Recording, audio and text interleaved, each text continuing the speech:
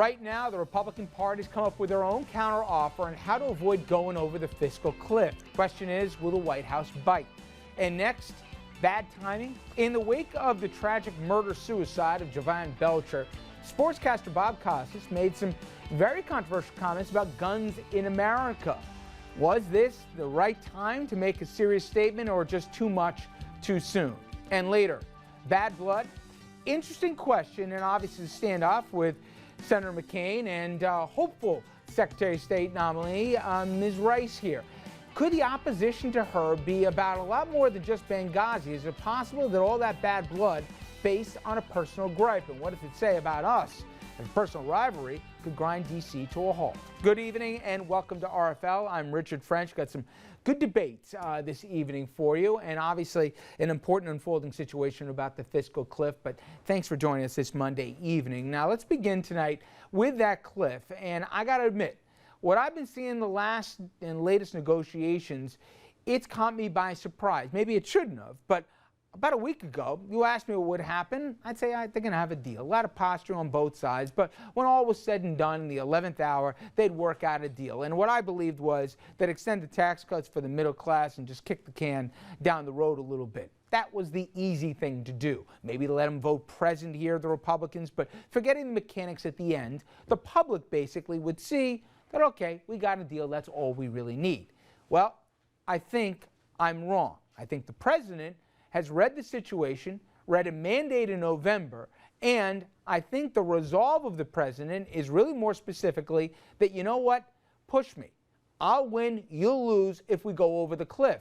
And I think we just are going to do that. We'll talk about what that means for you and also the politics behind it. But for the latest news, let's bring in our senior political correspondent, Andrew Whitman. And Andrew, I think this thing has got all the signs here of one side looking at the other and saying, if you're waiting for me to blink, don't hold your breath. A game of chicken, if you will, Rich, and I think you may be more right than wrong. Lots of gloom and doom on the cliff over the weekend, most of that a holdover from the activity late last week. This after Treasury Secretary Tim Geithner met with congressional leaders on Thursday, bringing with him a proposal that actually went further than President Obama's did when it comes to taxes and tax revenue, and also an offer that would essentially eliminate the debt limit, evaporating the GOP's best leverage on affecting future budget negotiations. The reaction to that in the political world this weekend? Buckle up and enjoy the cliff. I think we're going over the cliff. It's pretty clear to me they've made a political calculation. There is no responsible way we can govern this country with those low rates in place for future generations. Those rates are going to have to go up. Right now, I would say we're nowhere. Well, maybe not nowhere. Today, the GOP offered a counter-proposal that's already being received by Democrats and rejected by the White House with the same incredulity that the GOP received the last Democratic offer. In it, Republicans want a total of $2.2 trillion in savings over 10 years. They get there by raising tax revenues, but not rates, even on the top end, plus even more savings, $900 billion from entitlements, another $300 billion in other cuts, but not from defense, and the debt limit remains on the table. The debt limit, the key to another GOP proposal getting some ink today, one being called the doomsday scenario. That plan now being talked about as increasingly likely. It would have the GOP allow a vote on middle-class taxes, but Republicans would only vote present, so they're not supporting what would act as a tax hike on the top 2%, but they would avoid blame for that as well. Everything else will be pushed until sometime next year. That includes the debt limit, which will likely reach sometime in February or March, giving Republicans new leverage to grind the budget process to a halt in just over 2 months. Earlier, Rich mentioned that President Obama acting somewhat like a man who thinks the public would back him in the cliff fight, and some polling backs him up on that to a point. When asked what kind of deal they want, more voters back the president, 67% calling for tax hikes in addition to spending cuts. And yet that only translates into marginal support for the president. 45% say they would blame Republicans if there's no cliff deal, but 34% say they'll blame the president and 15% will blame both. So not a lot of room there for the president to declare victory. And with more people saying they think lawmakers will act like spoiled children in the cliff debate, Rich, perhaps no one really comes out ahead if the fighting is that bad. Okay.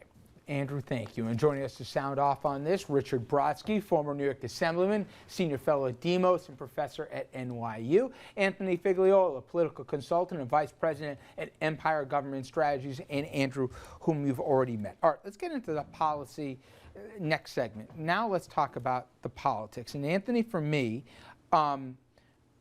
I believe if I'm reading this right, and you saw Geithner's appearances in all the Sunday talk shows, that the president believes, A, he's got leverage in this, and B, there's a principle to this fight from their standpoint. And no baby steps or nothing else is going to do it this time.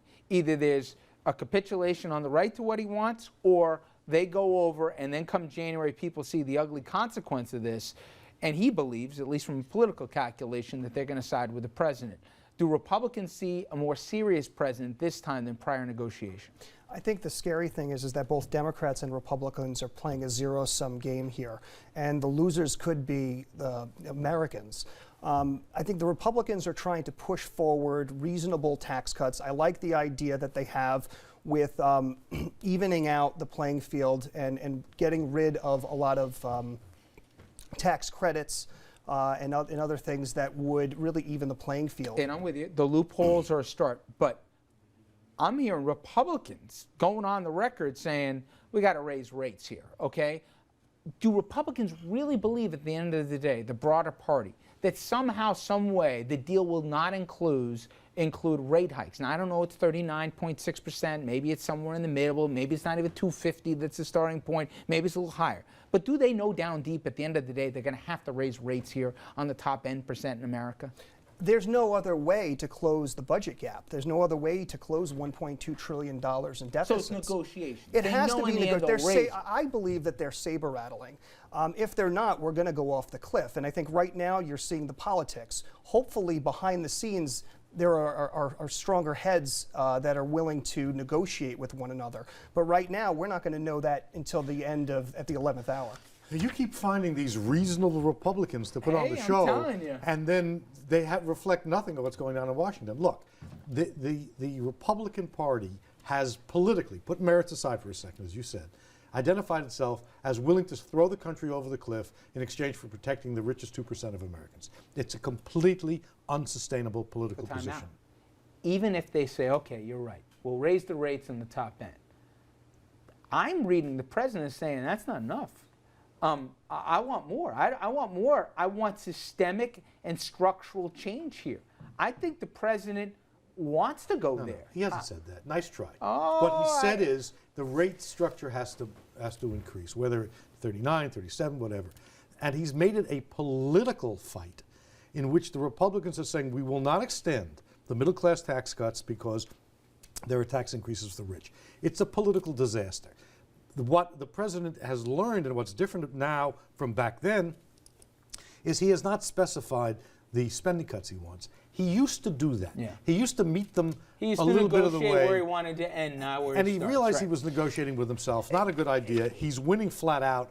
Put aside for a second whether that's good or bad for the country. That's a discussion worth having. But in political terms, they're in complete disarray, and there's no way they can sustain the You position. think it's posturing, Andrew, or you think the president really believes, come December 31st, if I don't get a deal, I win?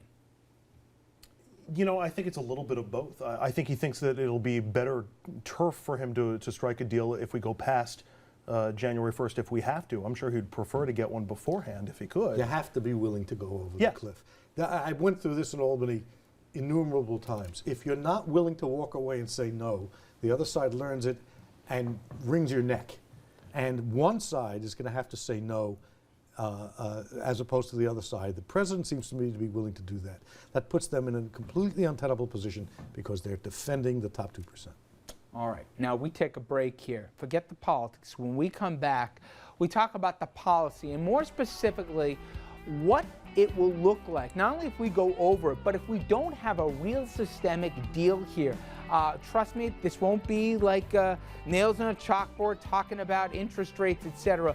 But what this means for the country and really how our window is in the next few months to get something done with the electoral calendar. Stay with us, everybody. We'll be right back.